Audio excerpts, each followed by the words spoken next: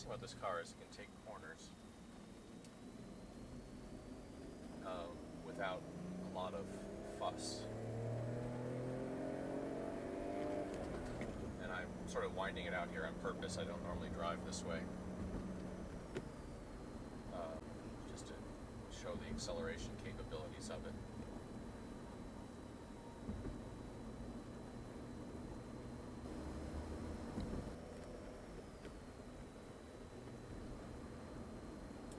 Clutch is a hydraulic clutch.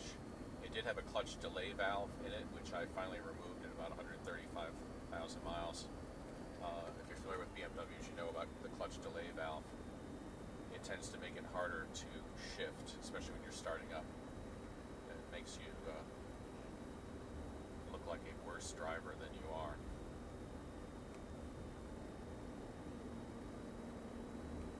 The other annoying thing about tourists, they'll go 50 miles an hour in the 35 zone, but when you get to the 55 zone, they still go 50 miles an hour. For some reason, they're convinced the speed limit's 50 through here. So I guess it's a good chance to demonstrate downshift to third, hammer the throttle, and away we go. And go right back into fifth.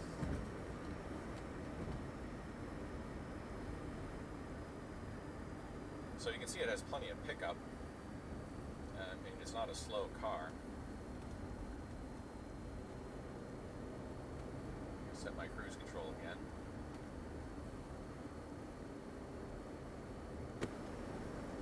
We'll see if we can show you some of the cornering capabilities of this thing. Late braking and then... I mean, for an SUV, an M Roadster will take this corner at 60, but an SUV, this thing goes right along.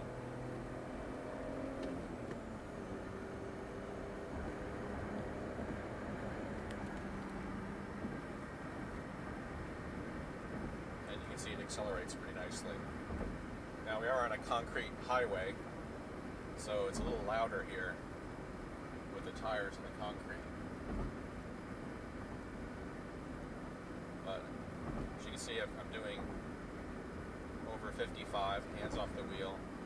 There's a little bit of a shimmy there, but not bad.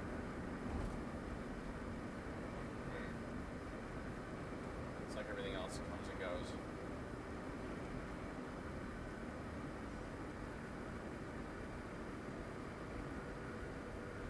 Now the wheel's still.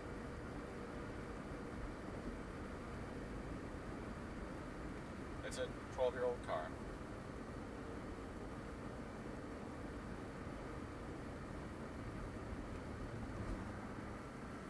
The speed brake on here because this is where they do give out tickets.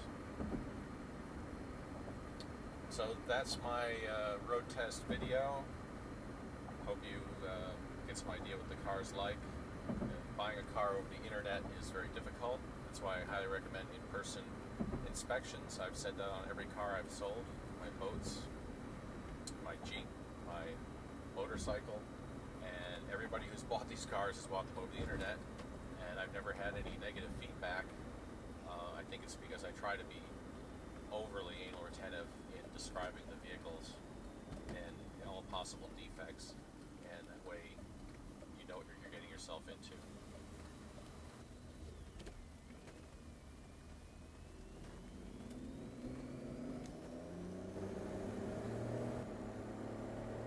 Here we are coming up the other side of the Lanier Bridge. This is a fun car to drive for an SUV.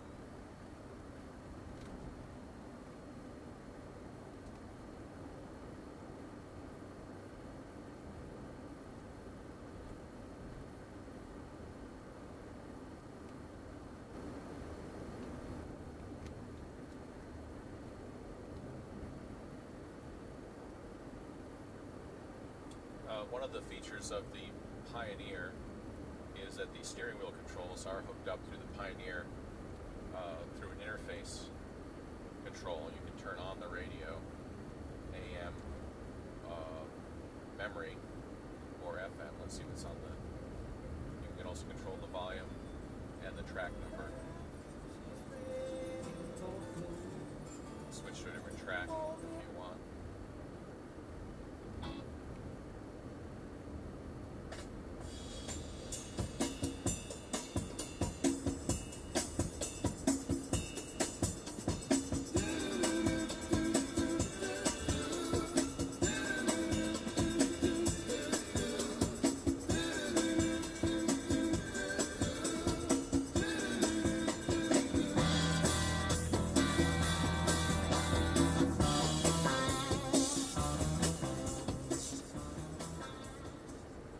Also switch to FM, and there's also an iPod interface as well. Although if you have a lot of songs on your iPod, it's very laborious. It's easier to switch to the songs using the iPod. Your wife's operation. Exactly, and it's just at that time she was looking for someone. You can also go to this AV button. Very nice note. Knew about my and you wife's can select your and, radio station, AM, or here's the library, which is stored, and you can search by album or artist. It's in alphabetical order. There's an eclectic collection of music on here, everything from the country western that the fellow I bought this from, the radio from, had in Texas, to stuff that I had, to just things people have loaned to me.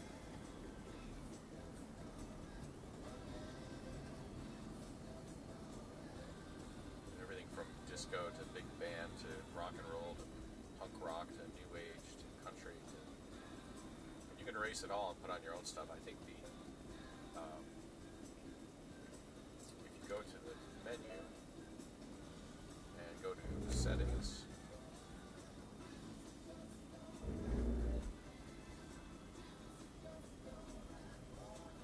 hard disk info, you can see only about 66% of the hard drive is still available. So there's plenty of room to put more music on.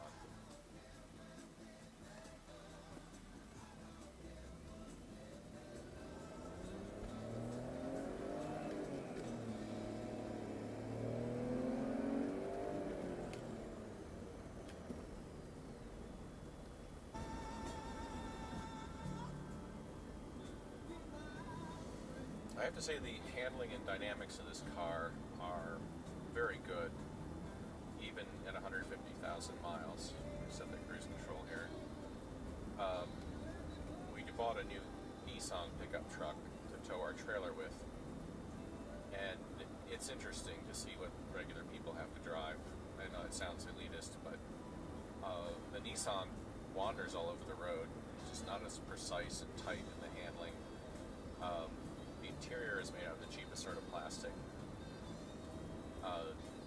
You know, just the whole dynamics, the seats, the comfort of it is not as good as a 12-year-old BMW, and part of me is regretting selling this car. But you have to pick some time to move on, I guess. The thing about the Nissan is a very cheap vehicle. We paid less for that than we bought this for used 8 years ago. BMWs are beautiful cars, but they are not inexpensive. Unless you buy them used and are very handy with tools, or have a good German mechanic that you can use who knows how to fix these things. And turn the radio off, library off. And this also stores destinations. It has points of interest like gas stations, restaurants. The database is from 2008, so some of it's a little dated. For example, they moved the roads here on the island, and that's obviously not on the 2008 database. And once in a while we've been to places in Georgia where they put in new highways and they don't show up. But it will get you where you're going eventually if you plug in a destination you want to go to.